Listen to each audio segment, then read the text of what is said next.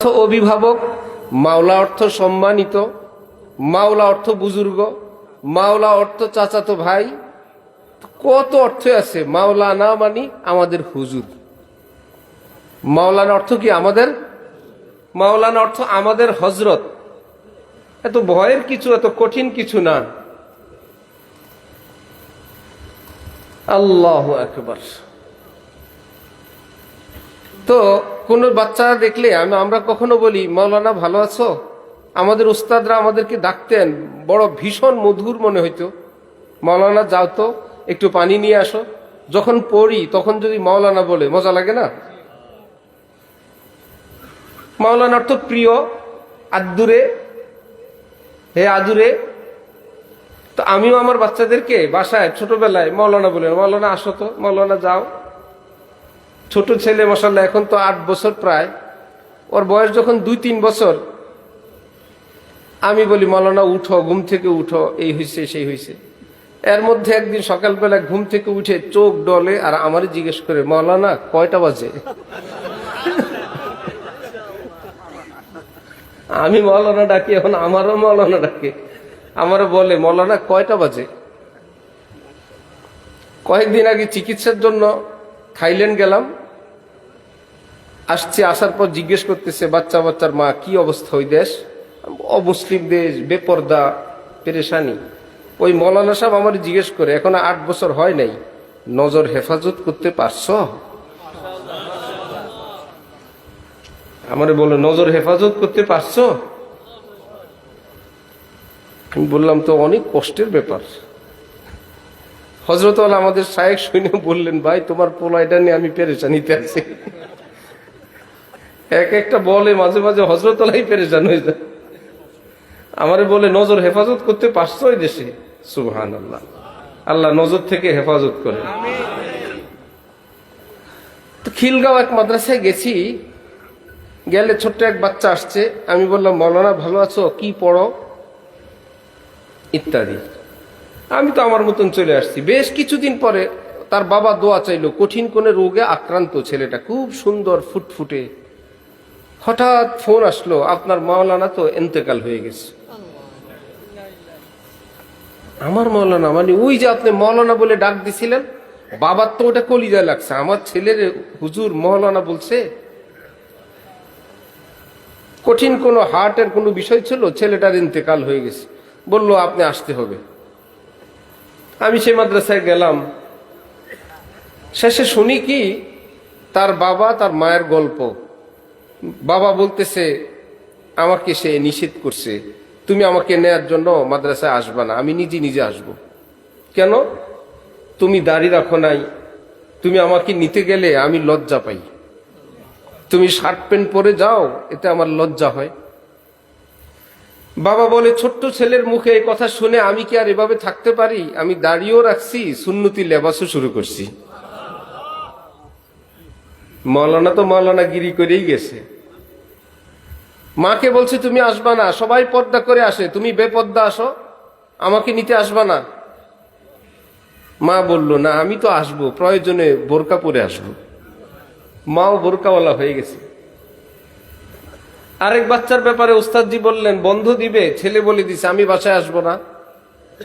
কেন? তোমরা ঘরে টেলিভিশন চালাও, এটা হারাম। যাকে প্রকাশ্যে দেখা হারাম, তাকে স্ক্রিনে দেখা, ছবিতে দেখাও কি হারাম। যদি মাসালা বুঝতে একটু কষ্ট হয় বা মা বোনরা বুঝতে একটু চায় না, পুরুষ মানুষ আপনি আমার মাকে বোনকে জিজ্ঞেস করবেন, আমি যদি পত্রিকায় কিংবা স্ক্রিনে একটা ভিন নারীর দিকে তাকায় থাকি, রেডি আছো তো? খুশি? সুতরাং তুমি যখন ভিন পুরুষের দিকে তাকাবা, একই ঘটনা। আমি তো বলবো এটা তো আর মানুষ না, এটা তো একটা ছবি। এই মানুষের সঙ্গে তো আমার দেখাও নাই, সাক্ষাৎও নেই, সে কোথায় আর আমি কই। কোন এলাকায় আয়না নাই, তো পুরুষ মানুষ আয়না দেখে, বারবার গিয়ে চেহারা দেখে। মহিলার সন্দেহ হয়েছে এর ভিতরে কি দেখে, কখনো আয়না দেখে নাই। ওই বেটার বউ আয়নার সামনে গিয়ে দেখে ভিতরে এক মহিলা। বলল এই মহিলারই তো দেখে। গিয়ে মায়ের কাছে বিচার দিছে, আপনার ছেলে ওখানে গিয়ে গিয়ে এক মহিলার দেখে, বারবার বারবার দেখে।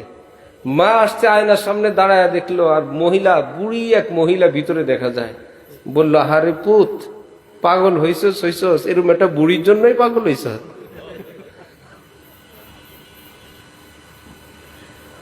আমাদের হযরত আল্লাহ বলছেন, কোন হাবশি মানুষ রাস্তা দিয়ে যাওয়ার সময় দেখে এক টুকরা আয়না পড়া, আহারে এত ভালো একটা আয়না কে ফেলছে, সেটা হাতে উঠায় দেখে ভিতরে কালা এক মানুষ, পরে ফিক্কা মেরে ফেলে আর বলে, কি জন্য ফেলছে এখন বুঝলাম, ভিতরে যেই খারাপ চেহারার এক লোক দেখা যায়, এই জন্যই এই আয়নাটারে ফেলাই দিছে।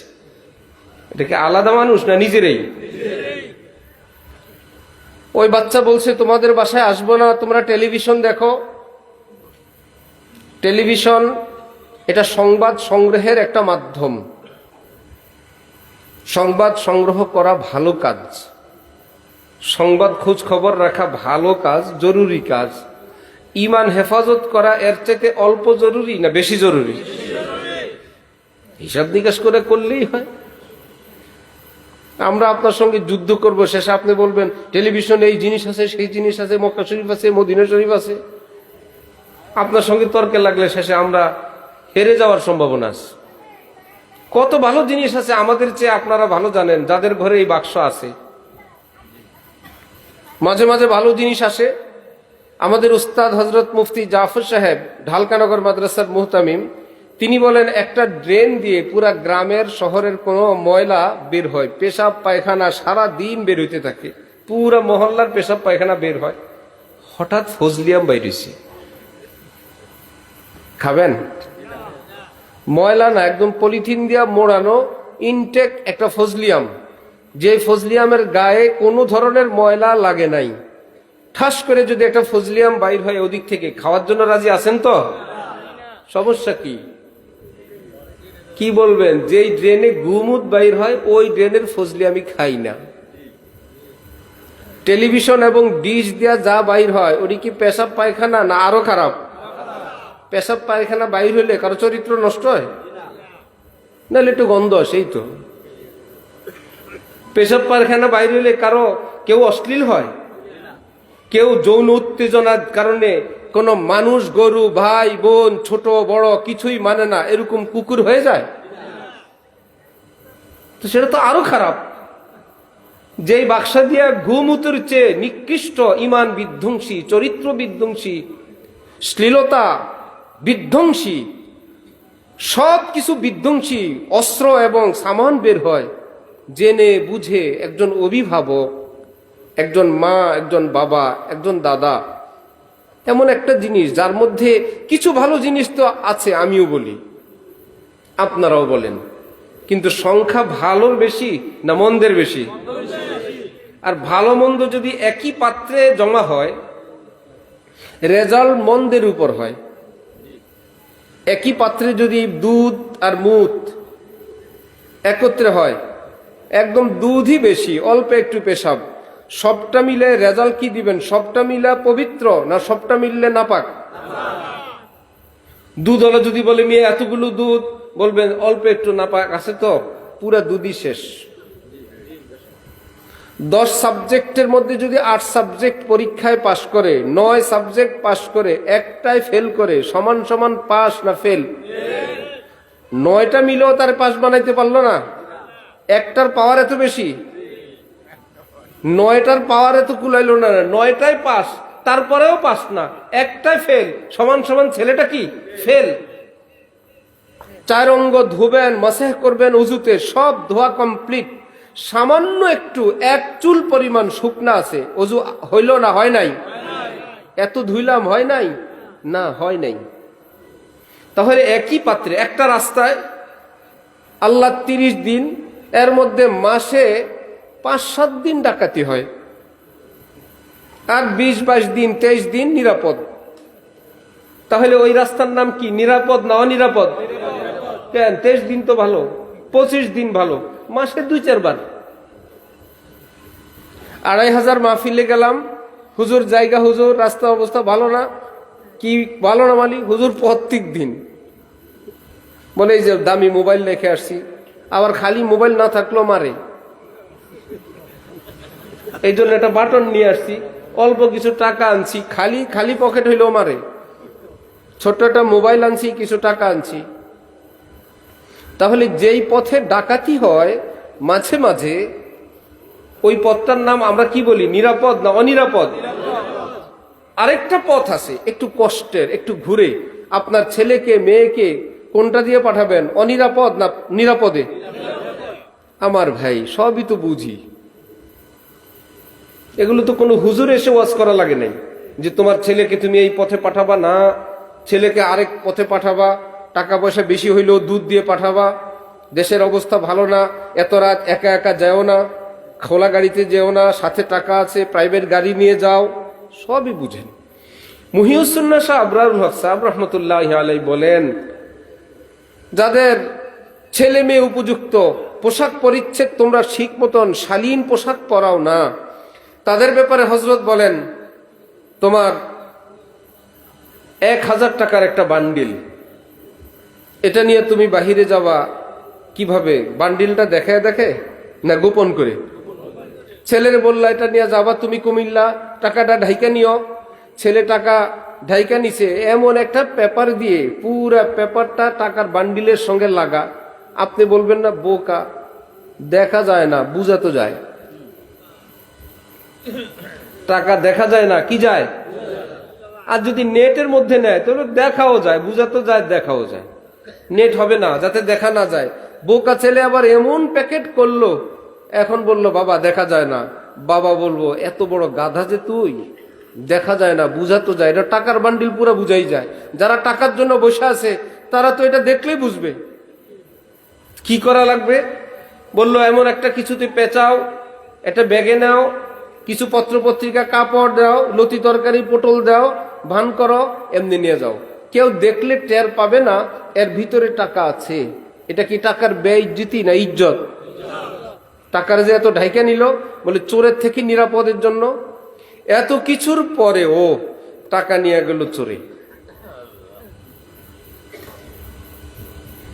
এবার আপনি রাজনীতি করেন অথবা আপনার খালাতো মামাতো সবারই তো আছে। এই দেশ যেহেতু ছোট্ট একটা দেশ, পুলিশও আমাগো, নেতাও আমাগো, মন্ত্রী আমাগো, এমপি, এই দেশের ভিতরেই তো সব কোনো না কোনো লিঙ্কে। একজন বলল কোন জায়গায়? আপনাদের কুমিল্লা এক রাস্তা, একজনের সঙ্গে পরিচয় হয়েছে, আমার বলল এই রোডে যদি কখনো অসুবিধা হয় জানায়েন। তা আমি বুঝলাম যে উনি যারা অসুবিধা করে তাকে ওস্তাদ এরিয়া দিছে আমাকে, এই এরিয়া থেকে এই এরিয়া বললাম না। এখন বললো কোনো অসুবিধা হলে জানায়েন। এইরকম কোন এরিয়ার উস্তাদ আপনি পাইলেন? বলল কয়টায় ঘটছে, কোন জায়গায়, ঠিক আছে। পরের দিন উনি হাই হেলো বলল টাকার নোটটা সুদ্ধা ফেরত দিবে, এটা আমার ভাই। তার মধ্যে আবার উস্তাদ মানার নিয়ম আছে।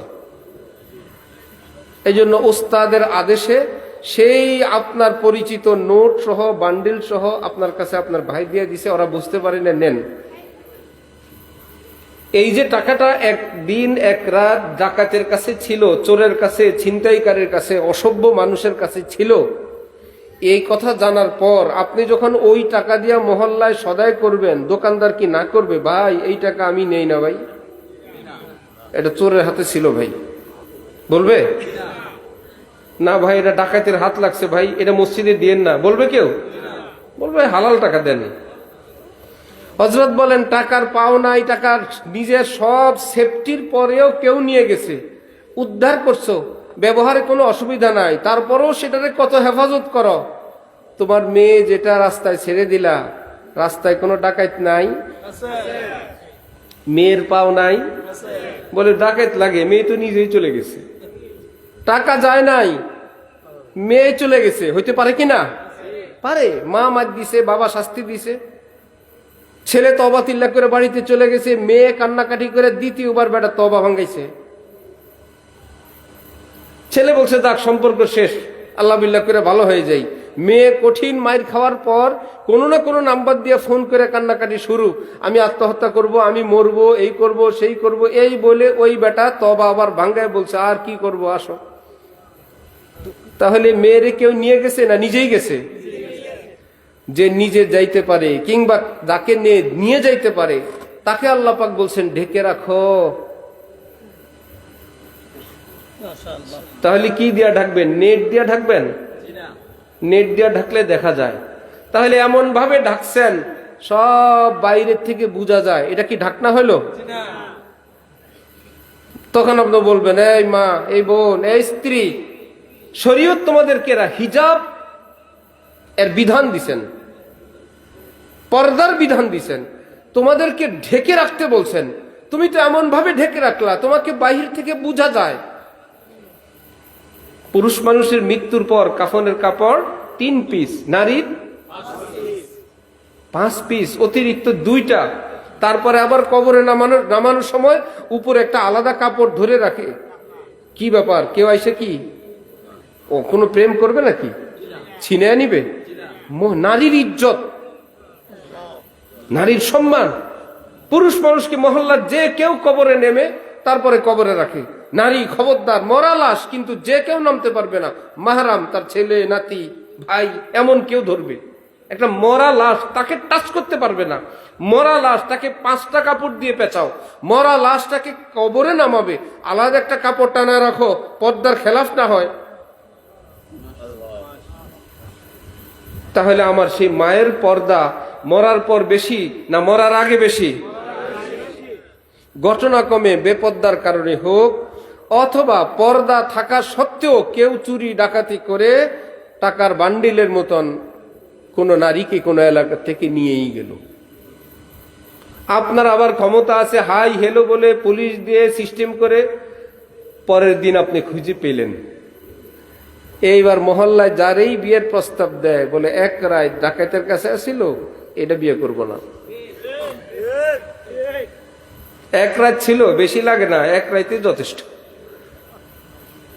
টাকার বান্ডিল যেটা মহল্লায়ও চলে, এর কোনো সমস্যা নাই, সেটার জন্য আপনি হেফাজত বুঝেন, সিকিউরিটি বুঝেন। আপনি সতীত্ব যদি না বুঝেন, ইজ্জত যদি না বুঝেন, তাহলে তো আপনি আপনার ছেলেই কি আর মেয়েই কি। তাহলে ঘরে টেলিভিশনের কারণে কেউ যদি বলেন আলহামদুলিল্লাহ আমাদের ঘরে টেলিভিশন আসার আগে সব বেনামাজি ছিল, টেলিভিশন আসার পর শুধু নামাজি হয় নাই, তাহাজ্জুদ গুজার হয়ে গেছে, এইরকম একটা টেলিভিশন থাকলে আমাদেরকে জানাবেন। কত ওয়াজ করা যায়, ঘরে ঘরে বলবো টেলিভিশন লাগাই দেয়। আমাদের ঘরে কেউ উন্না পড়তো না, এখন মাশাআল্লাহ সবাই মাথা ঢেকে রাখে, বাবার সামনে, ভাইয়ের সামনে, চাচার সামনে। তাদের সঙ্গে পর্দা নাই, কিন্তু শালীনতা কি নাই? শালীনতা তো আছে। সুন্দর করে নিজের গা ঢেকে রাখবে, পর্দা করে রাখবে না, মনে করে পর্দা নাই মানে কিছুই নাই। আল হামু আল মউত, নারীর জন্য দেবর, পুরুষের জন্য নিসবতি বোন, শেলিকা। ইসলামের ভাষায় তাদেরকে নবীজি বলছেন আল মউত, মৃত্যু তুল্য। মৃত্যুকে কত ভয় পাও, কত দূর থেকে সেফটি সিকিউরিটির ফিকির করো। দূরে ডায়াবেটিস এত হয়ে গেছে, ফ্যাটি লিভার এত, কিডনির পয়েন্ট এত, কত কিছু দূর থেকে বাঁচার ফিকির, আগে থেকেই ফিকির। তাহলে যেই ঘরে টেলিভিশন থাকে সেখানে কি আল্লাহর রহমত চলতে থাকে? বলেন, আল্লাহর রহমত চলে না লাআনতি কাজ চলে? আপনি লাআনতের ঠিকানা বানাবেন, লাআনত পড়বে, রহমতের ঠিকানা বানাবেন, রহমত নাজিল হবে। এত কঠিন ওয়াজ করে বুঝানোর তো কিছু নাই। কার উপযুক্ত মেয়ে আছে, ছেলে আছে, বাবা মায়ের ঘুম নাই, কত কিছু করে পাহারা দেয়, বুঝে না, গলত ভাবে পাহারা দেয়। শিক্ষা দেয় উল্টা শিক্ষা, রাখে বেপর্দা পরিবেশে, আবার তাদেরকে চরিত্রবান হওয়ার জন্য সবক দেয়। পাঠায় দিল উপযুক্ত ছেলের কাছে মেয়েরে, সাজু গুজু করে দুলান সেজে চলে গেছে দুলার কাছে, আর বিকাল বেলা আসার পর বলবো একদম শালীন দিনদার পরেজগার থাকবা। ছেলেরে পাঠায় দিছে এমন জায়গায় इश्क़ बुता में असअद करते हो, फिक्र राहत দুজক में ढूंढते हो, জান্নাত की ख्वाबगाहें। বপন করার সময় তেঁতুল গাছ, ফল খাওয়ার সময় আম গাছ। সম্ভব?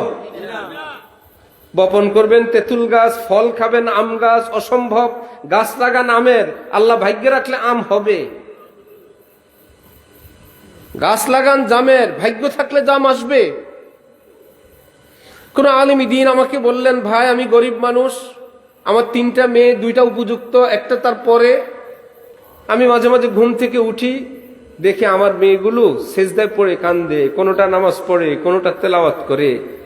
তখন আমি মনে করি আমি গরিব না, আমি পৃথিবীর জান্নাতের মধ্যে আল্লাহ আমাকে রাখছেন। আরেক বাবা তার মেয়েকে দেখে নাই, কোথায় মোবাইল নিয়ে বারান্দায় গিয়ে কথা বলে, কার সঙ্গে? অমুক আপার সাথে। আপা বলো আর ভাই বলো, বাবা তো কলিজা পানি নেই, মায়ের তো কলিজায় পানি নাই। দিনদার স্বামী স্ত্রী, বদ্দিন স্বামী স্ত্রী একত্রে শুইল 2 জন, যদি বদ্দিন হয়, দুনিয়াদার হয়, আল্লাহর দিন থেকে দূরে হয়। এইবার একটু পরে দেখলো, স্বামী দেখলো তার স্ত্রী পাশে নাই, কোথায়?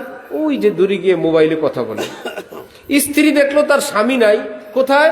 ওই যে দূরে গিয়ে মোবাইলে কথা বলে। তাহলে এইরকম দৃশ্য একজনেরটা দেখার পর আরেকজন কি ভালো লাগে না কষ্ট লাগে? দুনিয়ার কষ্ট লাগে কিনা?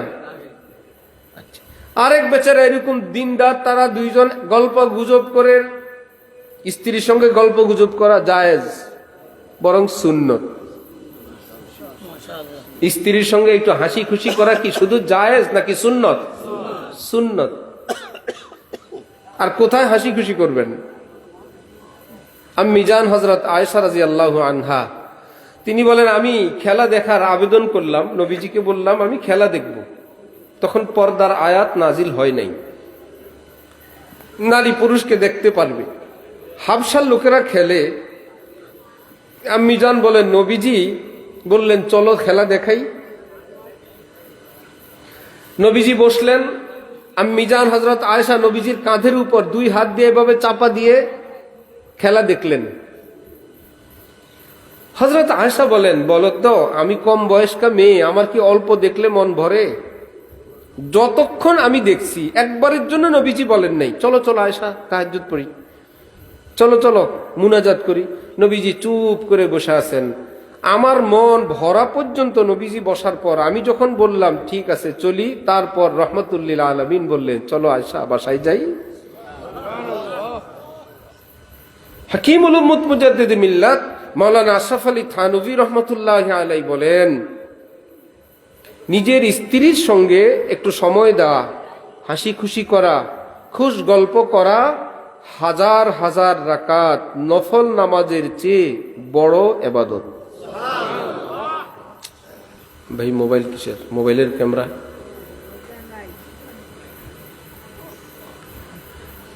আল্লাহ, আমরা নফল বুঝি, এশরাক বুঝি, আওয়াবিন বুঝি, তসবি বুঝি, বুঝি কিনা? এবং মনে করি এটাই বিশাল ব্যাপার। সাহাবাই কেরাম নবীজি কি করেন সব লিখতেন, বলেন লেখেন, করেন লেখেন, চুপ থাকেন সেটাও লেখেন। ঘরে চলে গেলে তো আর কিছু দেখেন না। আম্মি জান নবীজির স্ত্রীদেরকে বললেন, হযরত আয়েশাকে, আম্মি জান বাসায় আসলে নবীজি কি করেন একটু বলেন তো আমরা লিখি, এটা হাদিস হবে। আম্মি জান বললেন, তোমাদের নবী আমাদের নবী ঘরে আসলে কি করেন জানো? আমার সাথে ঘরের কাজে সহযোগিতা করেন।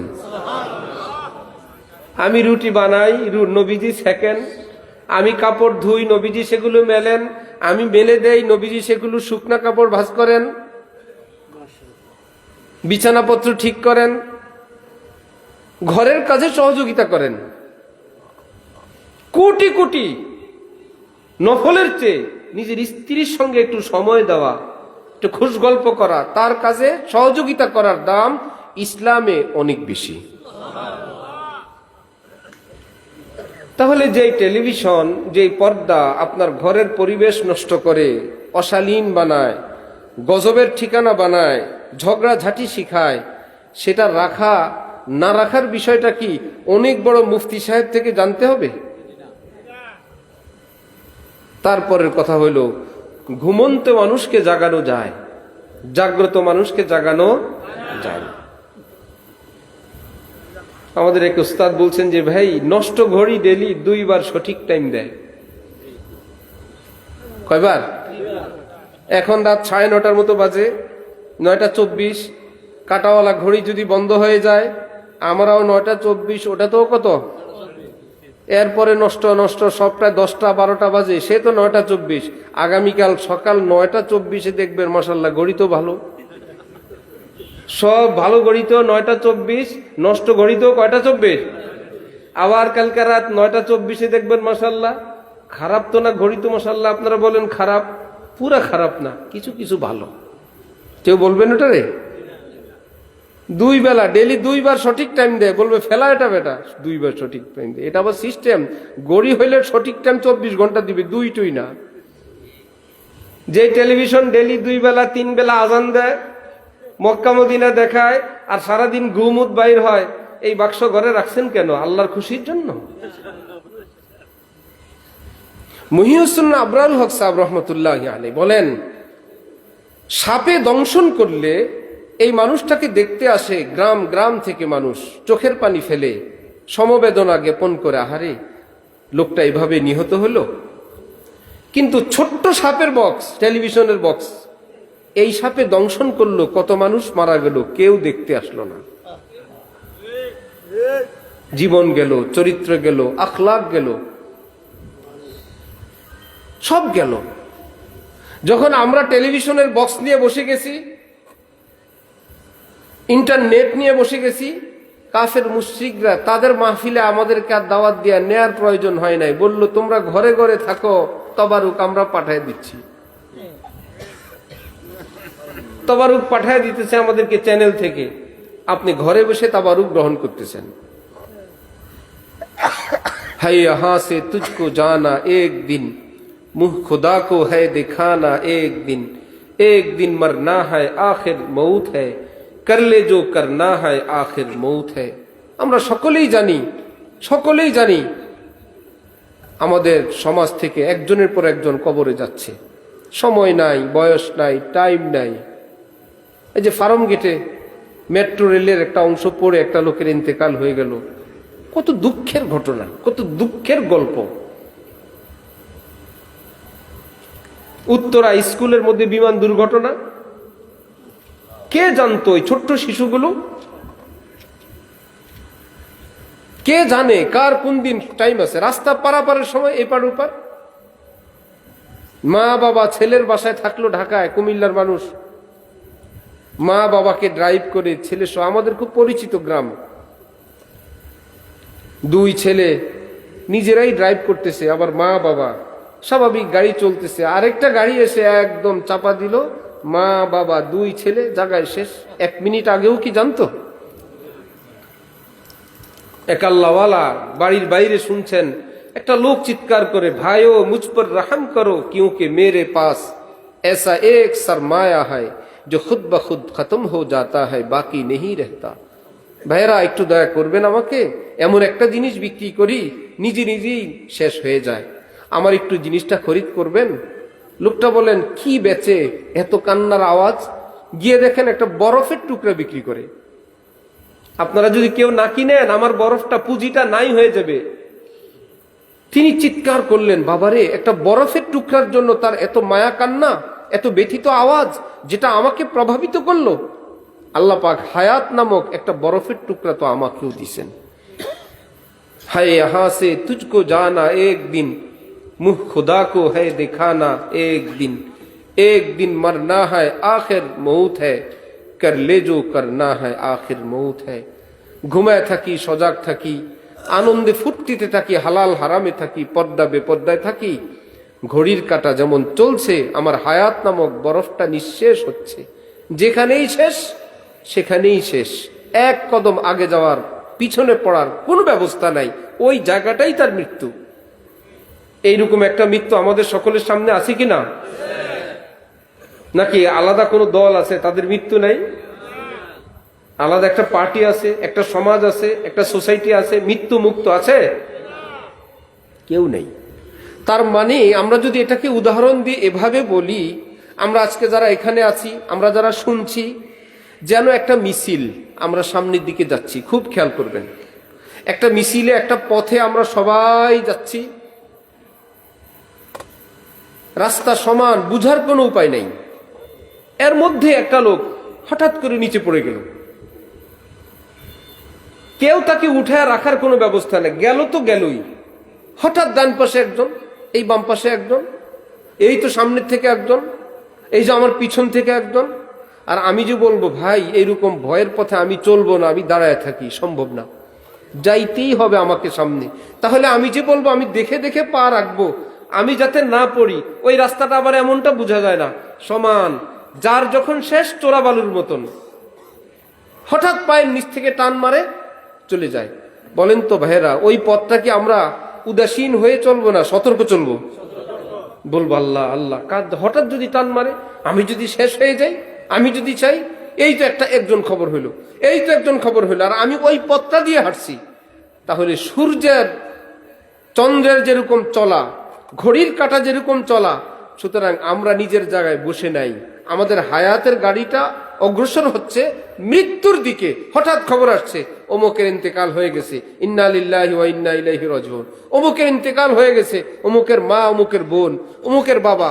আবার মসজিদে এসে দেখি আল্লাহ রে, মহল্লার মানুষকে কবরে নেওয়ার জন্য একটা খাটও রেডি আছে, যে মৃত্যু হবে তাকেই। ইদা হামালতা ইলাল কুবুরি জানাজাতান ফালাম আন্নাকা বাদাহা মাহমুলুন, এই খাটে জানি আমি কবে শোবো। হযরত ওয়ালা করাচি রহমাতুল্লাহি আলাইহি বলেন, নিজের চরিত্র সংশোধনের জন্য, গুনাহ লিপ্সা থেকে মুক্ত হওয়ার জন্য, নিজের মধ্যে যে নষ্টামির কুচিন্তা, তার থেকে মুক্ত হয়ে অন্তরে আল্লাহর প্রেম, আল্লাহর ভালোবাসা, কবরের পবিত্র চিন্তা, এটা অর্জন করার জন্য প্রতিদিন 2-4 মিনিট, 1 মিনিটে একটা চোখ বন্ধ করে একটা ধ্যান করো, এই তো আমার মৃত্যু হয়ে গেছে। যেটা একটা সত্য ঘটনা, আমার মৃত্যু, আত্মীয় স্বজনরা চতুর্দিকে কান্না কাটি, আমি কোনো শব্দ করার উপায় নাই। এই তো আমার জানাজার এলান হচ্ছে মাইকে, অমুকের ইন্তেকাল হয়ে গেছে, এই তো সবাই কানা ঘুষা করতেছে, কোথায় কবর দিব, কবর দেওয়ার লোক আসছে, এই তো আমাকে গোসল দিচ্ছে, আমি শুয়ে আছি, লোকেরা আমার গায়ে পানি ঢালতেছে, এই তো আমার একটার পর একটা কাপড় পরায়, এই তো গোলাপ জল, আতর, আগরবাতি যা দিয়ে সাজানো দরকার খাটে সাজায়, আত্মীয় স্বজনরা আসে, চোখের পানি ফেলে, আর আমাকে এক নজর দেখে দেখে চলে যায়। এই তো কিছুক্ষণ পর আওয়াজ শোনা যায় 4টা আল্লাহু আকবার, জীবনের শেষ তাকবীর দেয়া, এই তো আমাকে কবরের দিকে নিয়ে রওনা হইল। কিছু লোক কবরে গেল, বাকিরা জানাজার থেকেই বিদায় নিয়ে চলে গেল। এবার কয়েকজন লোক কবরেও নামলো, ধীরে ধীরে ধীরে ধীরে একজন একজন করে উঠতে শুরু করলো। এই পৃথিবীর আলো একটু একটু ছিল, যখন বাঁশের পর আলাদা ছাউনি দিয়ে, পাতা দিয়ে এবার মাটি দিয়ে আরম্ভ করলো, এই পৃথিবীর আলো থেকে আমি ধীরে ধীরে একদম বন্ধ হয়ে গেলাম। অল্প একটু জায়গায় আমাকে মাটি চাপা দিয়া, দবা কে কবর মে সব চল দিয়ে, না দুআ না সালাম, জরা সি দের মে ক্যা হো গয়া জামানে কো। আমার আত্মীয় স্বজনদের কি হয়ে গেল, 24 ঘন্টা টাইমও নিল না। এরকম নির্জন জায়গায়, এইরকম একটা জায়গায় আমাকে কবর চাপা দিয়ে কেউ দোয়া, সালাম, মুসাফা, একটু কথা না বলে চলে গেল। সারা জীবন যেই কবরের কথা শুনলাম, আমি সেই কবরের মধ্যে এখন আছি। জান্নাতি যদি হয়, নবীজি বলেন, আল্লাহ পাক বলেন, এই ছোট্ট কবরে আমার বান্দাকে রেখো না, কবরটাকে কমপক্ষে 70 গজ বাই 70 গজ প্রশস্ত করে দাও। কবরবাসী শুনতে পায়, এই যে সর্বশেষ লোকটা আমার কাছ থেকে যায়, জুতার আওয়াজ পায়, আর কোনো আওয়াজ নাই, মালাকুল মউত হাজির। কি বলে? মুনকার নাকির হাজির। এখন তো মান রব্বু কমা দীনু কমান হাদার রাজুল, সারা জীবন আরবি জানে না, কিন্তু রব্বুল আলামিন বলেন, যে পরীক্ষায় পাশ করবে আরবি ভাষার জবাব আমি নিজেই শিখিয়ে দেব। নবীজিকে দেখে নাই, নবীজিকে দেখলেই বলবে তিনি আমার নবী, আমার প্যারা নবী মুহাম্মদুর রাসূলুল্লাহ সাল্লাল্লাহু আলাইহি। নবীজিকে দেখাই কেমনে? একটা পদ্ধতি। এই ব্যক্তিকে কোন ভাইয়েরা, এই ব্যক্তিকে আরবি মান হাজার রাজুল ইসমি ইশারা লিল করিব, এই ব্যক্তিকে এখান থেকে ধোঁকা খেয়ে যায়, বোঝা গেল নবীজি কবরে আসে। ভাই এই প্রশ্ন কি শুধু মুসলমানকে করা হয় না সব মানুষকে? কাফের কেউ, ইহুদি কেউ, খ্রিস্টান কেউ, হিন্দু কেউ, যার যেখানে দাফন হয় কবরে আসে। তো নবী সব কবরে আসেন, তার মানে কি হিন্দুদের কবরে আসে? ইহুদির কবরে নবী আসে, এটা কি নবীর ইজ্জত বাড়লো না বেইজ্জত হইল? না, আমার নবী সেখানে আসে না। তাই নবীজিরে দেখায় যে বলে খেলা হয় কাতারে, খেলা হয় দুবাই, খেলা হয় জার্মানিতে, ঘরে বসে বসে দেখেন না? দেখি কিনা? এক জায়গায় খেলা হয়, সারা পৃথিবীর থেকে দেখে। টেকনোলজি বের হয়েছে এখন, টেকনোলজি বানানেওয়ালা আল্লাহ বলেন আমার নবী থাকবেন রওজায়, আমি সম্প্রচার করব সারা পৃথিবীতে, কারো কবরে যাওয়া লাগবে না। বলবেন যে তাহলে বলে মান হাজার রজুল, এই ব্যক্তিকে বলে যাকে দেখা যায়, যারা ফুটবল খেলা দেখে তারা বলে ওই যে জার্মানিতে দেখা যায়, ওই যে কাতার দেখা যায়, এরকম বলে না, এই যে দেখা যায়। কাছে থাকলে বলে এই যে, যে আসলে যেখানেই থাকুক যখন দেখা যায় তখন দূরের জিনিসটাও কি হয়ে যায়, কাছে হয়ে যায়। এই জন্য হয় হাজা রব্বি হাজা আকবার। কোরআন শরীফে হযরত ইব্রাহিম আলাইহিস সালাম সূর্যের দিকে তাকায়া বলেন হাজা, এইটা। সূর্য কি কাছে না অনেক দূরে? অনেক দূরে। যেহেতু দেখা যায় হযরত ইব্রাহিম বলেন এই যে। সুবহানাল্লাহ। হাজা রব্বি, এটা কি আমার রব? না, নিজ রব থাকে না, নিজেই ডুবে যায়, বন্দার কি অবস্থা হবে? খোদা নাই, বলে খোদা ছুটিতে চলে গেছে। আমরা বলে আপনারা থাকেন, আগামীকাল খোদা আসবেন। এমন খোদা চাই না, 24 ঘন্টার খোদা লাগবে। সুবহানাল্লাহ। এখন বেচারার প্রশ্নের জবাব পাকাপাকি কিছুই জানে না, আরবিতে কথা বলে। এক মহিলা মৃত্যুর আগে আরবিতে কথা বলা আরম্ভ করছে। এলাকার লোকেরা আরবি জানে, আলিমদের কি নিয়ে আসলো, এসে দেখে বলে ইন্না হাযার রাজুলাইনিল ইয়াকুলানি লি উদখুলিল জান্নাহ। আলেমরা জিজ্ঞেস করলেন এই মহিলা কি আমল করতেন? কোনো আমল না। না না, কোনো আমল ছিল বলেন। সবাই বলল একটা আমল ছিল মহিলার, আজান শুরু হলে নিজের মাথায় কাপড় দিতেন আর আশপাশের সবাইকে বলতেন এই আজান হয়, মাথায় কাপড় দে, মাথায় কাপড় দে। ইসলামের আজানের অনেক গুরুত্ব। কোন কোন কিতাবে আছে আজান এত গুরুত্বপূর্ণ আমল, কোন মুসলিম যেখানে আজান শুনবে এক পাশে দাঁড়ায় যাবে, গাড়ি ঘোড়া কিচ্ছু চলবে না, আজানের জবাব দিয়ে আজানের সম্মান শেষ করে তারপরে গাড়ি ছাড়বে। ওই মহিলা কাপড় দিত মাথায়। এই হুজুর আর কোন আমল নাই। বলে আল্লাহ, কাজ তো হয়েছে। কি বলে জানেন? এই সুন্দর সুন্দর দুইটা পুরুষ মানুষ আমাকে বলে কি আল্লাহর বান্দি জান্নাতে চলো। মৃত্যুর আগেই জান্নাতের সুসংবাদ। যখন সুয়াল জবাব হয়ে গেল, কবরে গেলাও, সব সুয়াল হয়ে গেল, আল্লাহ পাক বলে এই জামা কাপড় চলবে না, জান্নাতের জামা পরাও, নিচে সুন্দর বিছানা বিছাও, কবরটাকে একটু ডেকোরেশন করে বড় করে দাও। আসমান থেকে আওয়াজ আসে সাদাকা আব্দি, আমার বান্দা 100-তে 100 পাস। বান্দা উত্তর দিয়ে দিছে বান্দা পাস। আমরা সেটা হইতে চাই কিনা? আমার ভাইয়েরা, যেই পথে চলবো সেই পথেই সারা জীবন থাকবো, নয় অন্যায়ের পথে। মৃত্যু কি মক্কা শরীফ হবে? যে ইন্ডিয়া থাকবে মৃত্যু মদিনায় হবে? তার ইন্ডিয়ায় হওয়ার সম্ভাবনা। যে মদিনায় থাকবে, হযরত ইমাম মালিক একবার হজ করছেন জীবনে, হজ করে মদিনায় চলে আসছেন। কি ব্যাপার, আজ যান না? 500 কিলোমিটার দূরে। বলে ফরজ হজ একবার হয়েছে তো হয়েই গেছে। মদিনা থেকে বের হলে যদি মৃত্যু হয়, তাহলে যে এলাকা যার মৃত্যু হয় সে এলাকায় দাফন করা সুন্নত। আমার যদি মৃত্যু অন্য এলাকায় হয়, রাস্তায় হয়, মক্কায় হয়, আমি তো মদিনার কবর পাবো না। এই জন্য আমি মদিনার থেকে বাইর হবো না, আমার মদিনার কবর লাগবে। মদিনায় বসে আছেন, আমি মদিনার কবর চাই। বাকিটা তো আল্লাহর কাছে, সেটা তো আর কারো জানা নাই কে কোথায় মরবে, কিন্তু একটা চাওয়ার ব্যাপার তো আছে। ভাই আমি আপনি ঘরে ঠান্ডা চাই, এটাকে আগুন জ্বালায় চাই না এসি চালায় চাই? সিস্টেম তো আছে, এসি চালাই ঠান্ডা চাই, হিটার চালাই গরম চাই। চাওয়ার একটা ব্যাপার। ইমাম মালিক একবার হজ করছেন, আর জান নাই। হযরত ইমামে আজম আবু হানিফা, আমাদের ইমাম, বড় নবীর দেওয়ানা, মদিনায় আসতেন। সবাই ভাবছেন কতদিন জানি মদিনায় থাকেন। 3 দিন পরেই রওনা। মদিনা থেকে চলে গেছেন। এক জায়গায় গিয়ে মদিনা শরীফের এরিয়ার বাইরে এক জায়গায় থাকলেন, মঞ্জিল করলেন, ওযু ইস্তেঞ্জা নামাজ। সাথীরা বলল, হযরত আমরা ভাবছি আপনি মদিনায় কত জানি থাকবেন, এত অল্প থাকলেন। থাকছি না হযরত, কি ব্যাপার আপনার, কারণ বলেন। বললেন, কারণ শুনবা? মদিনা শরীফে 3 দিন ছিলাম, একবার একটু পেশাব পায়খানা করিনি। আমি আর টিকতে পারি না, পেশাব পায়খানার প্রচন্ড চাপে নবীজির মদিনা থেকে বাইর হয়ে চলে আসছি। পৃথিবীর সমস্ত আলেম একমত, পুরা পৃথিবীর শাফি, হানাফি, মালিকি, হাম্বলি সহ চিশতি, কাদরি, নকশবন্দি, আলিয়া, কওমি সমস্ত আলেম একমত যে আল্লাহর আরশের চেয়ে নবীজির রওজার মর্যাদা অনেক বেশি। নবীজি কি আরশে না রওজায়?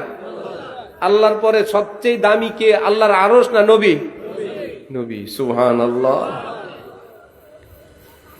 আল্লাহর পরে দামি কি আরশ না নবী?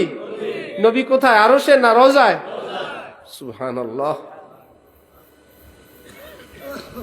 ভারতে একবার কবিতা প্রতিযোগিতা হইল কবিদের, খাজা আজিজুল হাসান মজজুব, সেখানে তিনিও গেলেন। হযরত থানবীর খলিফা, আশরাফ আলী থানবীর খলিফা, তিনি কবিতা গাইতে যখন স্টেজে যাবেন, অন্যান্য বামপন্থী কবি যারা নাস্তিক, টিপ্পনি, তিরস্কার, যাইয়ে মুয়াজ্জিন সাহেব আজান দিজিয়ে, হুজুর আসছে কবিতা গাইতে, আমরা হইলাম জাতীয় কবি, মোল্লা আসছে কবিতা গাইতে, যান একটু আজান দিয়ে আসেন, বেবে করে আসেন। খাজা আজিজুল হাসান মজজুব স্টেজে উঠলেন, মাইক হাতে নিলেন, ঘাটা উঠি হ্যাঁ তু भी खोल जुल्फे अंबरी साकी तेरे होते फलक से क्यों हो शर्मिंदा जमी साकी। হে প্যারা রাসূল সাল্লাল্লাহু আলাইহি ওয়াসাল্লাম, মাঝে মাঝে আকাশকে দেখি জমিনের উপর গর্ব করে, রং ধনু দেখায়, কালো মেঘ দেখায়, যে আমি কত রং ধরতে পারি, দেখলে জমিন তুমি পারো? জমিন গর্ব, জমিনের উপর আসমান গর্ব করে, অহংকার করে, আমি কালো মেঘ। নারী যেরকম কালো চুল ছড়ায় নিজের রূপের বাহার দেখায়, আসমানও যেমন নিজের কালো মেঘ ছড়ায়া জমিনের উপর নিজের বাহার এবং বড়ত্ব দেখাইতে চায়। হে নবীজি, আপনার কাছে আমার অনুরোধ, দরখাস্ত, আপনি আপনার একটা চুল মুবারক আসমানকে দেখায় দেন তো। এত বড় সাহস আসমানের, আপনি জমিনে থাকতে আসমান কিভাবে গর্ব করতে পারে আমি উত্তম?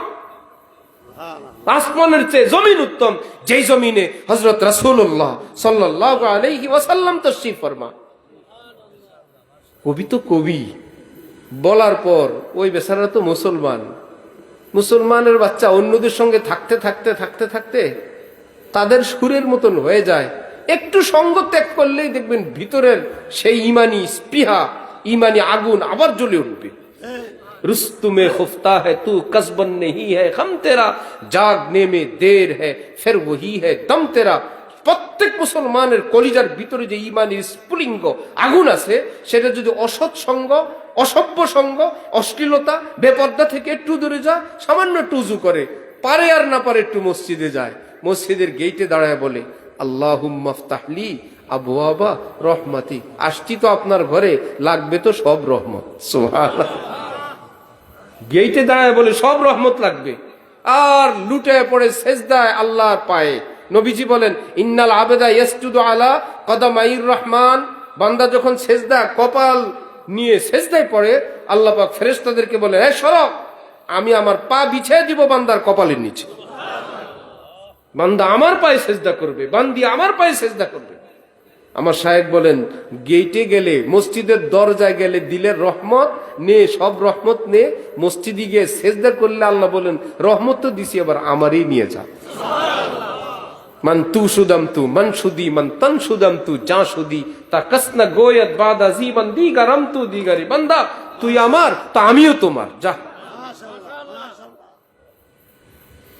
খাজা আজিজুল হাসান মজজুব নবীজির শানে এই কবিতা বলার পর সব কবিরা মাথা নিচু করে হঠাৎ দাঁড়ায় বললেন, নবীজির শানে এত উন্নত কবিতা গাওয়ার পর আমরা আবার কবিতা আবৃত্তি করব, এই কবিতাটাকে ফেল করানোর জন্য অসম্ভব। আজকের প্রথম পুরস্কার নবীর শানে যিনি এত সুন্দর কবিতা গাইলেন তাকে প্রদান করা হবে। প্রত্যেক মুমিনের অন্তরে গোপন একটা ঈমান আছে, ঢাকা পড়ে আছে। কাফের মুশরিকরা অপারেশনের রোগীকে অপারেশনের আগে কি করে? অ্যানেস্থেসিয়া দেয়, দেওয়ার পরেই শুরু করে, একটু গোছা দেয় না? যারা দেখছেন একটু গুতা মারে। মুসলমানই করাইতে নিছি, শুরু করলে দেখে বাচ্চা কান্দে, বলে আচ্ছা রাখেন, আর একটা ইঞ্জেকশন দিই, হয় নাই। পরে দ্বিতীয়বার যখন আর কাটে বাচ্চা চুপচাপ, তখন বুঝছে যে কাজ হয়েছে। তো অ্যানেস্থেসিয়া দেওয়ার পর দেখে অবশ বেহুশ হইল কি না, একটু খোঁচা দেয়, যদি দেখে নড়ে উঠে চুপ, এখন না। কাফের মুশরিকরা আমাদেরকে ঘুষ, সুদ, অশ্লীলতা, হারাম প্রেম, ইউটিউব, ফেসবুক সব কিছু দেওয়ার পর ব্যাংক দিল, রাজনীতি দিল, কি মনে সব কিছু মানি, শরিয়া আইন মানি না। ওয়াহ, কত কত সুন্দর রাজনীতি। আর বলে গণতন্ত্রের জন্য প্রয়োজনে জিহাদ করব, আল্লাহর জন্য না। কার জন্য? কবরে গিয়া বলবে আরে মান রব্বু কমা দিন, আমাদের রব আমাদের দিন সব হলো গণতন্ত্র। ভাবখান এরকম, অবস্থাটা এরকম। আর যদি কষ্টে মষ্টে একটু দূরে থাকতে পারে, ভিতরের ঈমানটাকে যদি একটু জাগ্রত করতে পারে, কিছুদিন পরেই সে টের পাবে আসসালাতু নূর, নামাজ তো নূরই নূর। ভাই, এক মালিকের কর্মচারী চাকরি নিল শর্ত দিয়ে, চাকরি করব এক শর্তে, নামাজ পড়তে দেয়া লাগবে। যাবা, মালিকের কর্মচারী নামাজে গেছে, অনেকক্ষণ আসে না, মালিক অফিস থেকে ফিরে আসছে, এতক্ষণ লাগে নামাজ পড়তে। গেইটে এসে বলে আসো আসো, বের হও। আসছি, বের হও, আসতেছি। একটু পরে রাগ করে বলে আসতেছি আসতে, তোমারে কে আটকে রাখলো, আসো না কেন? এখন সে বলে যে তোমারে ঢুকতে দেয় না, সে আমারে বাইর হইতে দেয় না। আমার তো আর ভাল লাগে না এই সমস্ত চাকরি বাকরি, আমার কেবল এখানেই থাকতে মন চায়। কষ্টে মষ্টে চাকরি করি, আমার তো ভালো লাগে না, আমার মন চায় আমি এই চাকরিই করি। কাসেম নানুতুবি বলতেন, এলেমের দুইটা হরফ শিখে আটকা পড়ে গেছি, না হলে মনের যে হাল, পৃথিবীর কেউ জানতো না কাসেম নামে কোন একটা মানুষ দুনিয়া আসছিল। আল্লাহ বলে এক জঙ্গলে হারায় যেতাম, শুধু আল্লাহ আল্লাহ করতাম, এমনি মরে যেতাম। জিক্রে হক আমাদ গজাই রুহেরা, মরহমামদ ই দিলে মজরুহরা। হযরত জালালউদ্দিন রুমি বলেন, গায়ে ব্যথা হলে মলম লাগানো যায়, ব্যান্ডেজ দেওয়া যায়। অন্তরে ব্যথা হলে কি করব? না ব্যান্ডেজ দিতে পারি, না মলম দিতে পারি। কি মুশকিল। বলে বন্ধু, সেই জায়গায় যদি ব্যথা হয়, একটা মলম আছে আমার কাছে, জিক্রে হক আমাদ গজাই রুহেরা, মরহমামদ ই দিলে মজরুহরা। ক্ষতবিক্ষত অন্তরে যদি আল্লাহর জিকির দাও, নবীজির দুরূদ শরীফ দাও, অন্তরের ব্যথা আল্লাহ পাক দূর করে দিয়ে দিবেন, ব্যথা ভালো হয়ে যাবে। পেটের ক্ষুধা লাগলে খাবার দাও, আত্মারও তো ক্ষুধা লাগছে, আত্মা কি খায়? আত্মা বলে আমি ভাতও খাই না, পোলাও খাই না। কি খাও? আমি একটু জিকির খাই, জিকির। সুবহান। আমি একটু নামাজ পাইলে আমার ক্ষুধা যায়, একটু তেলাওয়াত পাইলে আমার একটু চোখের পানি দিবেন, আমার একটু জিকির দিবেন।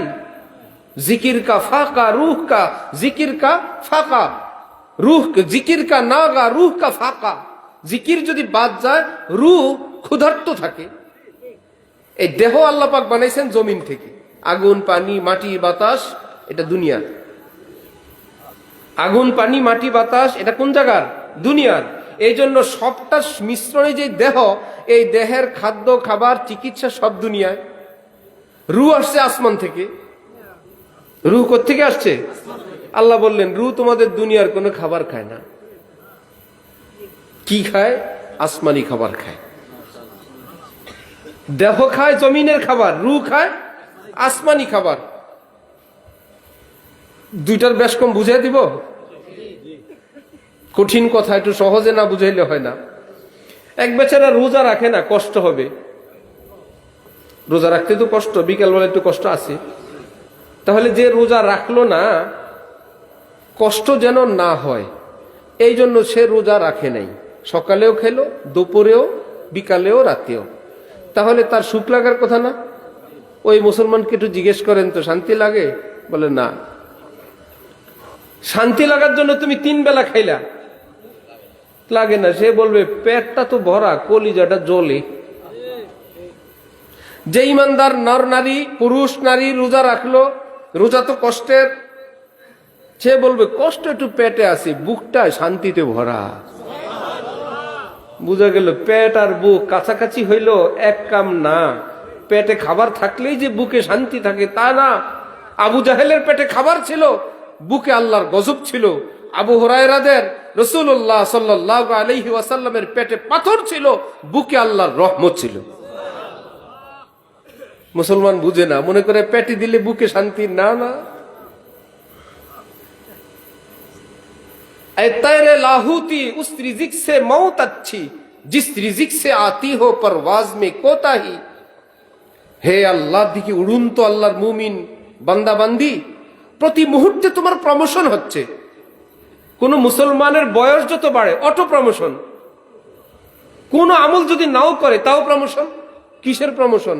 একটু আগে ইমানের বয়স ছিল 10 বছর, এখন হলো 10 বছর 1 মিনিট, ইমানের বয়স 1 মিনিট বাড়ছে না। সুতরাং ইমানটা যে লালন করে বহন করে 1 মিনিট আগাইলো, আল্লাহ পাক খুশি হয়ে তার ইমানের মর্যাদা আরো উপরে উঠে দিয়েছেন। এই জন্য নিজের চেয়ে বয়স্ক কোনো মানুষ দেখলে, হাজার আমলবিহীন হোক, বেনামাজি বুড়া মানুষ, বেদাড়ি বুড়া মানুষ, সুন্নতবিহীন বুড়া মানুষ, হাকিমুল উম্মত থানবী বলেন রাখো জোয়ান, একটু আমল করে দরবেশ হয়ে গেছ। ওই বুড়ার কাছে একটা ইমান আছে, ওটার বয়স 70, তোমার কাছে আছে 70 বছর ইমান।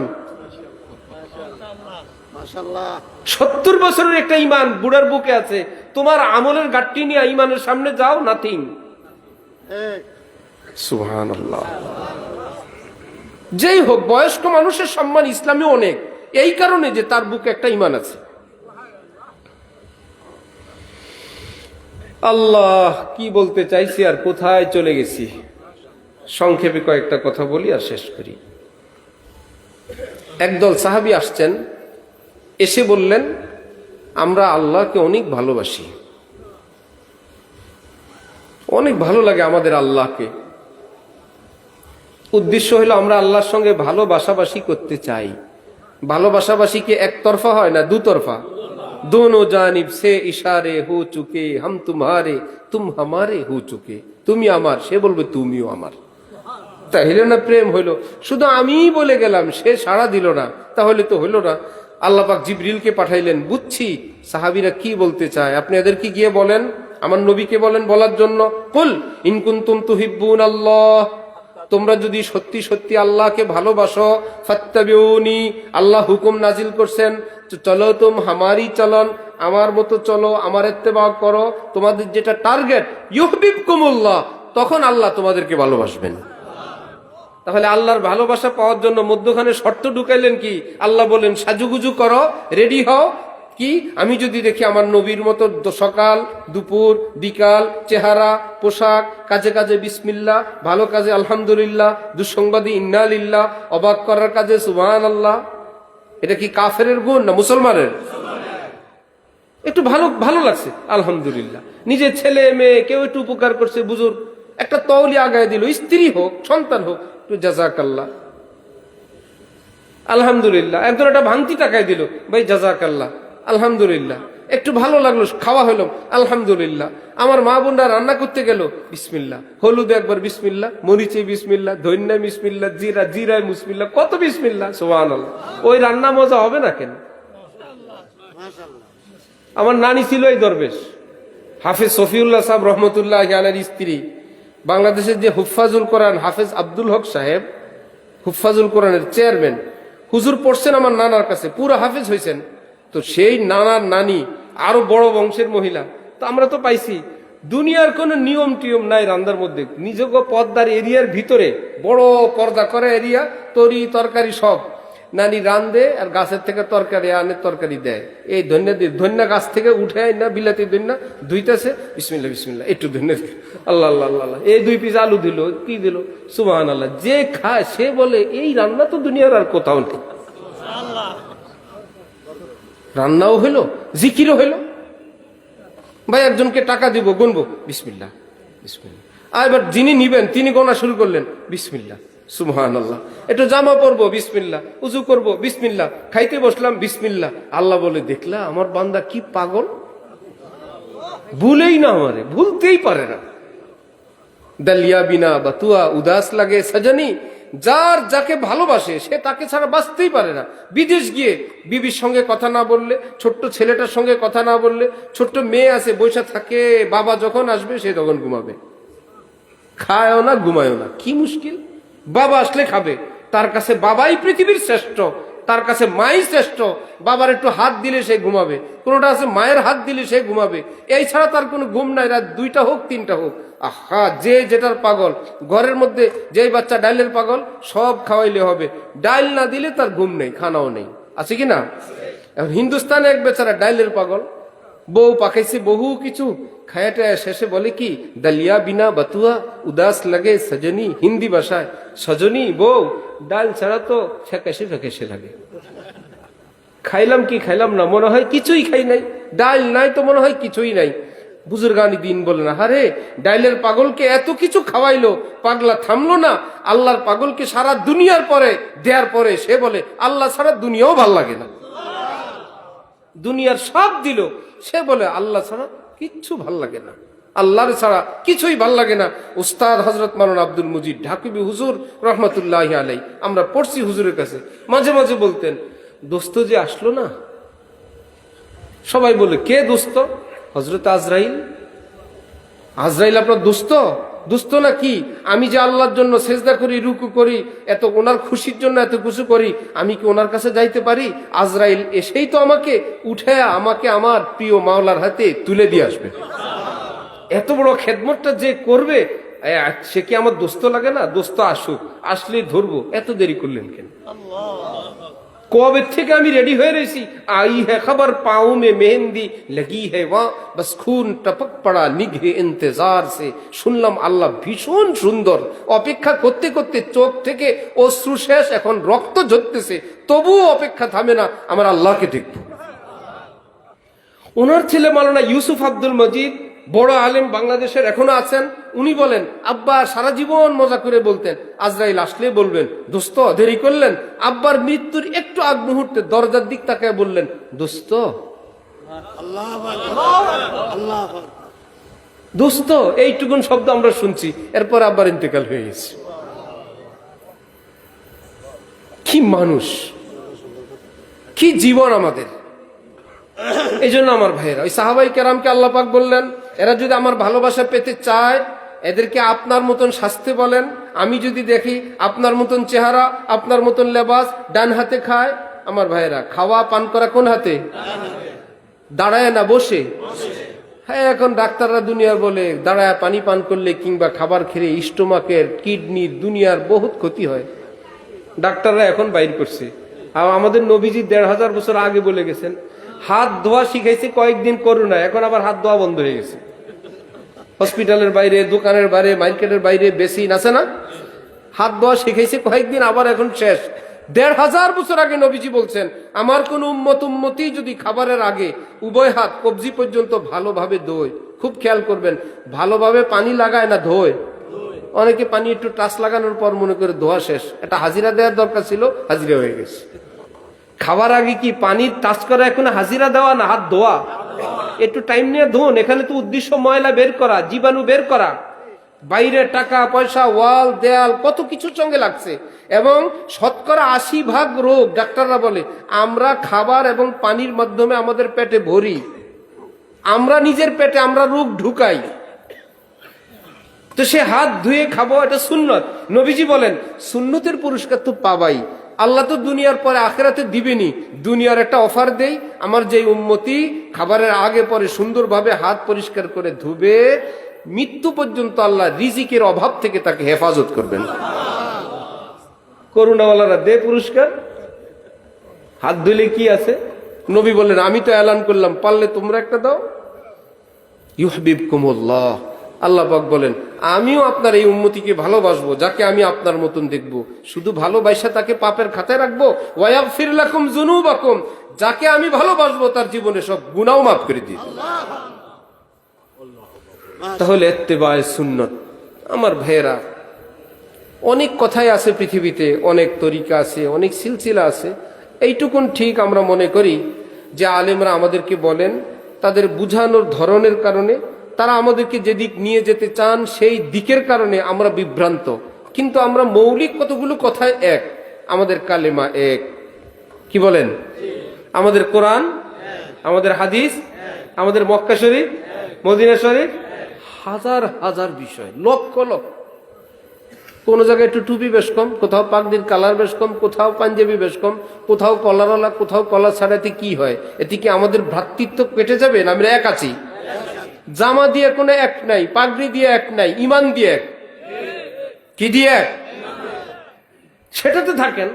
জামায় আলাদা হয়ে গেছে, পাঞ্জাবিতে আলাদা, পিসাবে আলাদা, দরবারে আলাদা। কি মজা!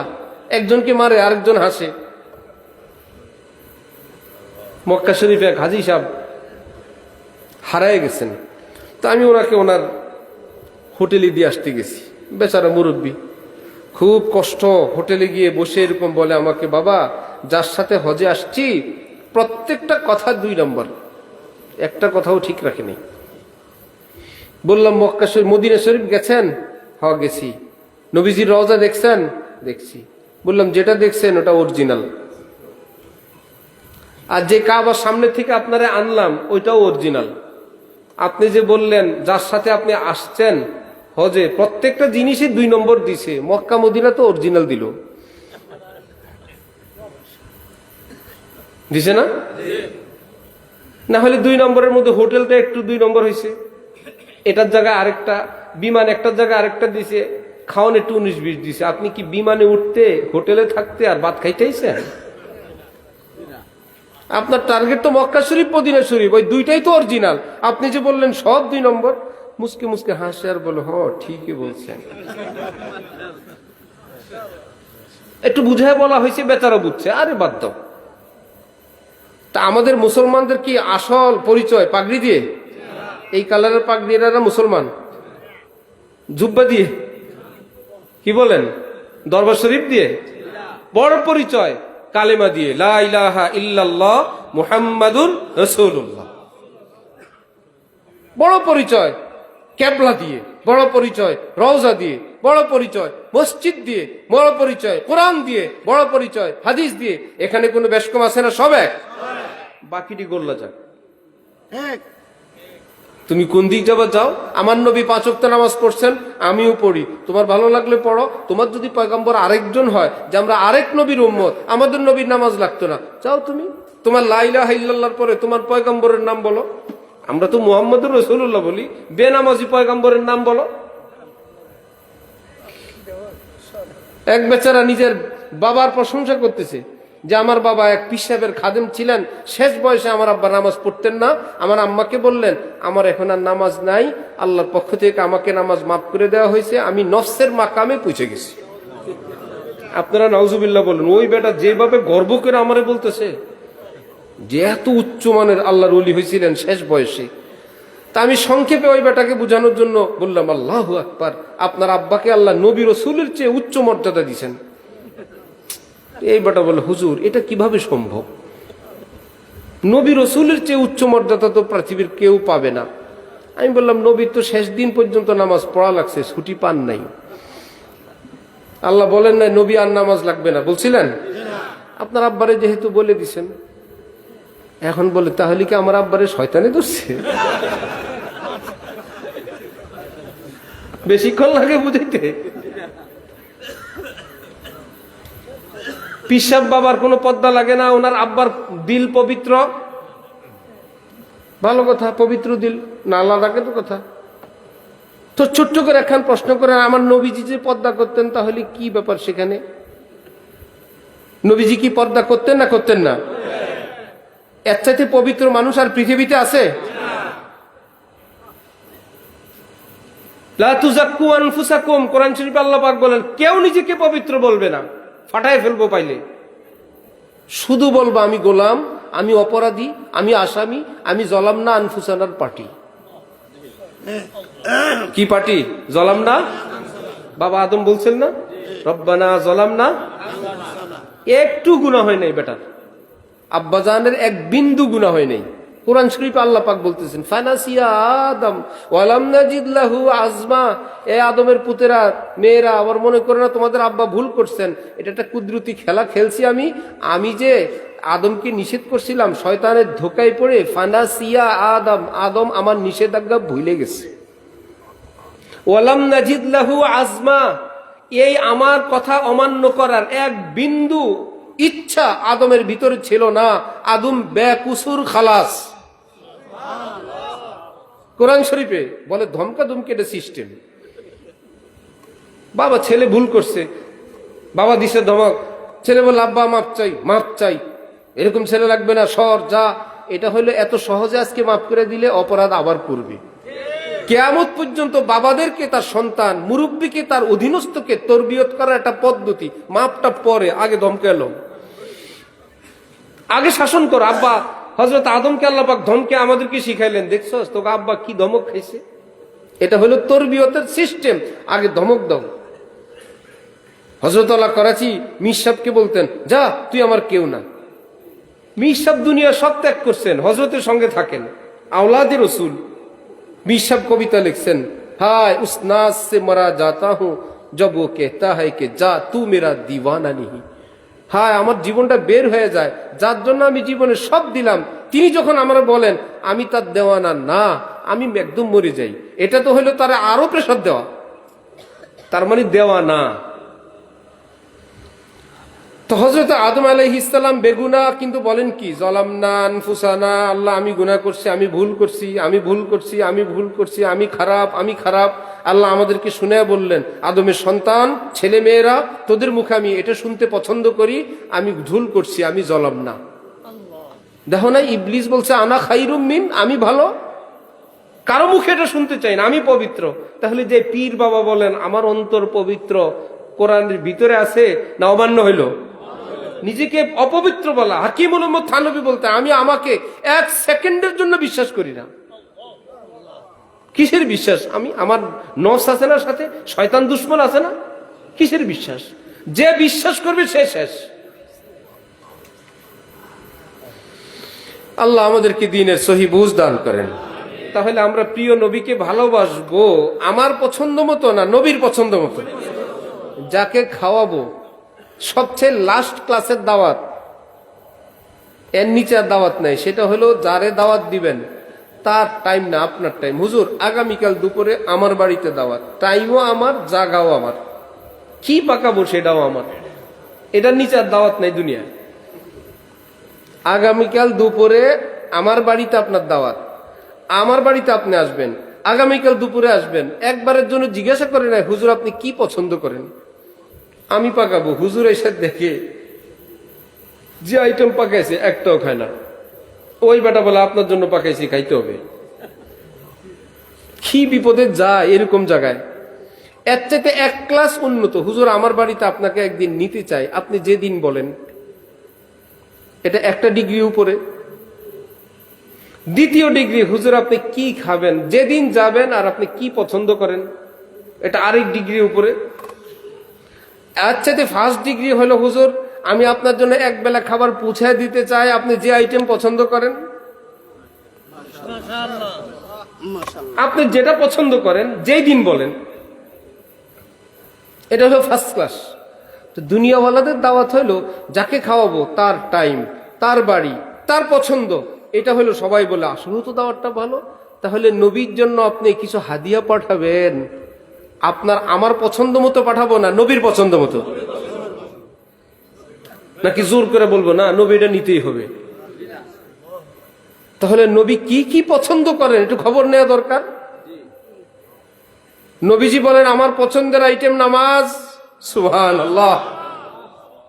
আমার পছন্দের আইটেম হালাল, আমার পছন্দের আইটেম পর্দা, আমার পছন্দের আইটেম পরোপকার, আমার পছন্দের আইটেম মানবতা, আমার পছন্দের আইটেম মনুষ্যত্ব, আমার পছন্দের আইটেম ক্ষমা করা, পছন্দের আইটেম স্ত্রীর সঙ্গে ভালো ব্যবহার করা, স্ত্রীরা স্বামীদের সঙ্গে ভালো ব্যবহার করা, পছন্দের আইটেম বড়দেরকে সম্মান, ছোটদেরকে স্নেহ, আলেমদেরকে ইজ্জত। আহা, এই পছন্দের আইটেম পাইলে আমি বড় খুশি হই। সুবহান।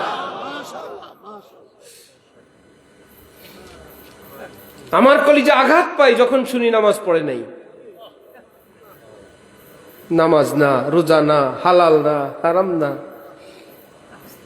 এত কষ্ট দেওয়ার পর আপনি আবার বিকালে নিয়ে সিন্নি নিয়ে হাজির হইলেন। বলে তোর সিন্নি খাওয়ার জন্য তো আমি বসে দিচ্ছি। এটাকে উদাহরণ দেওয়া হয় একজন পিপাসিত বাবা, ভয়ঙ্কর কঠিন পিপাসা আক্রান্ত। বাবার আমার একটু পানি দাও। কেউ ছেলেরা পানি নিয়ে আসছে, দৌড়াইছে। এর পাশে এক ছেলে বলে, দেখছো আমার বাবার কণ্ঠ কত সুন্দর, আর বাবা একটু পানি দাও, আমার গলাটা শুকনা। আমার বাবার চেয়ে শিক্ষিত কেউ নেই। আরে বাবা একটু পানি দে, দেখছস আমার আব্বা কত সুন্দর, কত সুন্দর, কত শিক্ষিত, কত আওয়াজ ভালো। বাবা যখন পানি পানি বলে চিৎকার করে, ওই কথাগুলো বাবাকে খুশি করে না কষ্ট দেয়? নবী বলে নামাজ পড়ো, আমার কলিজাটা ফেটে যায়, তুমি জাহান্নামে যাবা। বলে নবীর আওয়াজ কি সুন্দর, দেখছো নবী কত শিক্ষিত, নবী কত শ্রেষ্ঠ, সব শুনবো, নামাজটা পড়, হালাল খাও, হকের উপর চলো। সেগুলো তো কষ্টের, মাসে একবার, বছরে একবার, ইত্যাদি একবার একটু নবীর প্রশংসা তারিফ করে আমরা মনে করি আমরা নবীর প্রেমিক হয়ে গেছি। মনে রাখবেন, আমি আপনি নবীর প্রেমিক কি না, এটা আল্লাহ পাক সার্টিফিকেট দিবেন। সার্টিফিকেট কে দিবেন? মুফতি শফি সাহেব রহমতুল্লাহ আলাই মদিনা শরীফ গেলেন, রওজায়ে পাকের সামনে যান না ভয়ে। কারণ সমস্ত হক্কানি মুসলমানের আকীদা, ওলামায়ে দেওবন্দের আকীদা একদম সর্বসম্মতিক্রমে, এর বাইরে একজনও নাই, যে নবীজি নিজ রওজায় জীবিত, উম্মত সালাম দিলে তিনি শুনেন, জবাব দেন। অনেকে ভুয়া মিথ্যা কথা না জেনে এটা লাগাই দেয়। এখন মুফতি শফি সাহেব বলেন, আমি নবীজির সামনে যেতে পারবো না, মুখ দেখাইতে আমার ভয় হয়, শরম হয়। কেমনে দেখাবো নবীজির মুখ? কোনো আমল করতে পারি না। মসজিদে নববী দূরে এক জায়গায় বসে বসে দুরূদ শরীফ পড়তে পড়তে ঘুম এসে পড়ছে। স্বপ্নে দেখেন নবীজি আসছেন। শফি, সবাই আসে আমার সামনে, তুমি আসো না? বললেন আমি শরমে আসি না, আমি আপনার কোনো হক তো আদায় করতে পারি না, কেমনে আসবো? বলেন বলো কি, তুমি আমার সুন্নতের উপর চলো, আমার শরীয়তের উপর চলো। এইরকম মানুষ পৃথিবীর যেখানেই থাকে, তারা আমার কলিজার কাছে থাকে। অনেক মানুষ ডিং ডিং করে আমার সামনে তো আসে, চেহারায় সুন্নত নাই, জীবনে সুন্নত ফরজ নাই, শরীয়ত নাই, দেহের দিক থেকে কাছে আসে, অন্তরের দিক থেকে তারা আমার অনেক দূরে থাকে। শফি, তুমি আমার কাছের মানুষ। যেভাবে নবীর কাছের হওয়া যায়, নবীজিকে খুশ করা যায়, সেটা করি। গায়ের জোর দিয়া, দলবাজি করে, শক্তি দিয়ে নবীর প্রেমিক হওয়া যায় না। সুন্নত দিয়ে হওয়া যায়, ফরজ দিয়ে হওয়া যায়, শরীয়ত দিয়ে হওয়া যায়। তাহলে আমি আপনি নবীর প্রেমিক, এটাকে আমরা বলবো না আল্লাহ বলবেন? আমরা বলবো না, নবীর প্রেমিক হইতে পারি নেই, আল্লাহর প্রেমিক হইতে পারি নেই। হ্যাঁ, আমি রায়ের বাজার ঢাকা এক জায়গায় খতমে তারাবি পড়েছিলাম। তো ওই এলাকায় একজন দুষ্ট লোক পীর হওয়ার শখ হয়েছে। তো আমরা তারাবির পর পরই দেখি এই লোক কিছু দুষ্ট নেশাখোর পোলাপান নিয়ে সে সামনে চলতেছে, আর তার পিছনে মিছিল দিতেছে, আল্লাহর পাগল অমুক শাহ। সে নিজে সামনে চলে, আর তার ভক্ত তার কিছু খাওয়ায় টোয়া, আল্লাহর পাগল অমুক শাহ। এরকম কয়েক লক্ষ মানুষ একজনের আল্লাহর পাগল বললে সে আল্লাহর পাগল হয়?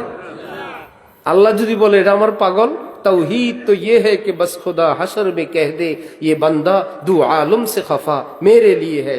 কিয়ামতে ফেরেশতারা আসবে হিসাব নিতে, আল্লাহ এক ধমক দিবেন, সর, এর হিসাব নিতে আসছস, চিনোস?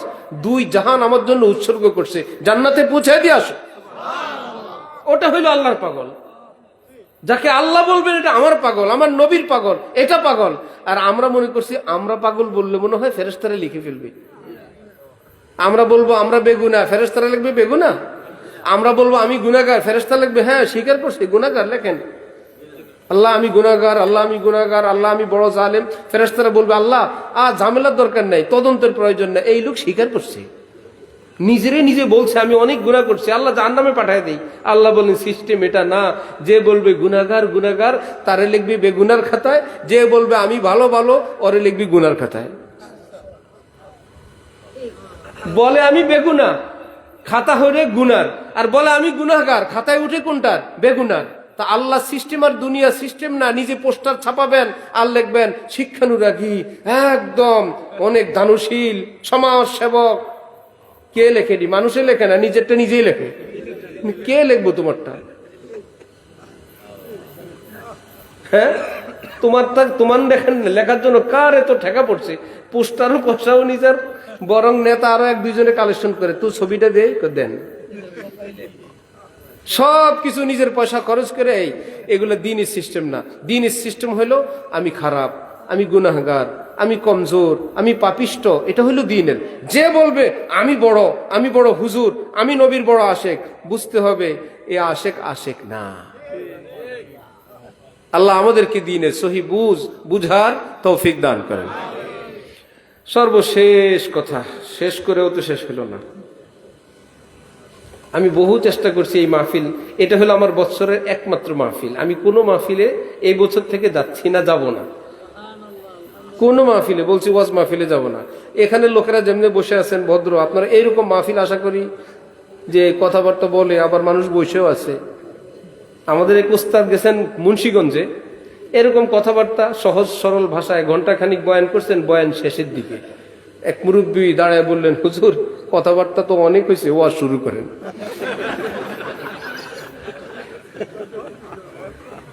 আসলাম ওয়াজ শুনতে, আপনি কথাবার্তা বলি তো 1 ঘন্টা কাটায় দিলেন। কথাবার্তা অনেক হয়েছে হুজুর, ওয়াজ শুরু করেন। তো এই জন্য ভালো লাগে না মোবাইল, ছবি আর ওয়াজের ময়দান। যা হয়েছে তো হয়েছেই, ইলা আখিরিহি। এক লোক চিনি কিনতে গেছে বাজারে, দোকানে। তো দোকানদার চিনি দেয়, বয়মের মধ্যে লেখা লবণ। খরিদ্দার বলল, ভাই লবণ দেন না চিনি দেন। দোকানদার বলল, ভাই লবণই দেই। কিসের লবণ আর কি চিনি দেয়, এর মধ্যে তো লেখা লবণ। খরিদ্দার বলল, বয়মে লেখা লবণ, আপনি চিনি দেন, কিন্তু লবণ দিতেছেন ভুলে। দোকানদার বলল, ভাই আপনি চিনি, এটার ভিতরে চিনি আছে, উপরে লবণ লিখে রাখছি পিঁপড়ার ভয়। আল্লাহর ছোট্ট মাখলুক পিঁপড়া, এর বাইরে যদি আপনার লবণ লেখেন আর ভিতরে যদি চিনি থাকে, কে খাবে কিনা? বিষ লেখলে ভয় আর খাবে না নাকি? বলবে আমার খাওয়ার আরো সুবিধা হয়েছে, তুই বিষ লেখে বসে থাক আর আমি খাইতে থাকি। আর যদি আপনি লবণের উপরে লেখা রাখেন সুমিষ্ট চিনি, খাবে কেন? লেখার কিছু না, ভিতরে কি আছে এটাই হিসাব। সাইনবোর্ডে কিছু আসে যায় না, ভিতরে যেটা আছে সেটাই হিসাব। আল্লাহ ছোট্ট মাখলুক পিঁপড়ার কাছে যদি হিসাব হয়, রব্বুল আলামিন বলেন উপরের সাইনবোর্ড হিসাব না, ভিতরে যেটা আছে সেটাই হিসাব। কেউ কান্দে নবীর জন্য। একটা সুন্নতের ভুল হয়ে গেলে আমি এইটুকু করলাম, আমি কিছু করতে পারলাম না, আজকে একটু দুরূদ শরীফের হাদিয়া পাঠাইতে পারলাম না। নবীজি বলেন যে 10 বার সকালে সন্ধ্যায় দুরূদ শরীফ পাঠাবে আমার জন্য। সকালে 10 বার পাঠায়, বিকালে 10 বার, বেশি হলে তো কথাই নাই। ওয়াদা করলাম সুপারিশ করে সোজা জান্নাতে নিয়ে যাব। আমার এই পাগলকে রাইখে যাব না। সুবহানাল্লাহ। তাহলে নবীর পছন্দের আইটেম দুরূদ শরীফ, চেষ্টা করবো ইনশাআল্লাহ। আল্লাহ তৌফিক দান করেন। ওয়া আখিরু দাওয়ানা আলহামদুলিল্লাহি রাব্বিল আলামিন। সব তাবিজুল্লাহ এখানে বসছে। দুরূদ শরীফ পড়েন। আল্লাহুম্মা সাল্লি আলা সাইয়্যিদিনা মুহাম্মদ। এখন হুজুরের বয়ান।